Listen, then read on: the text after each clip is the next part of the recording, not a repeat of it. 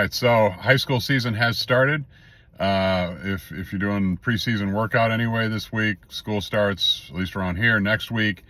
So why is high school season the most exciting season for so many swimmers? I don't know. I've talked to a lot of swimmers about this, and I think for the most part it's because it's a team sport and they spend, years maybe doing individual sports. And now that they've been in club swimming for year after year, they've gotten to high school and they get this season, which runs from basically now until the first part of November, in Florida anyway.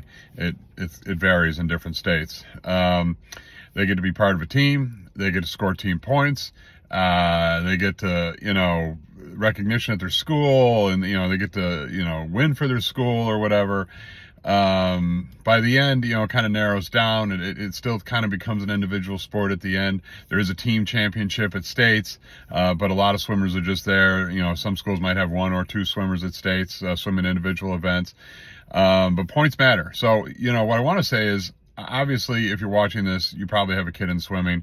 It's likely that I'm reaching a lot more current parents and new parents. But if you have a kid that's interested in swimming, that's never swam before and wants to give high school swimming a try, I know it's gonna sound crazy, like, who would start swimming freshman year of high school? Well, do it.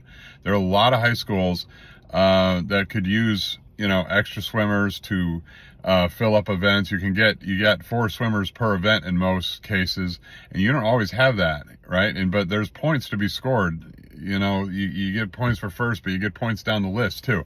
All those points accumulate. So the high school my daughter went to, every year there'd be kids that were just brand new to swimming. And you know what? Maybe they weren't great that first year and it took them some time, but I've seen kids go through that process, for 4 years, and they were pretty decent swimmers by the end. Were they maybe, state level swimmers and going to national meets or whatever? No, but they had improved greatly, and it's a varsity sport. They got to be part of a team.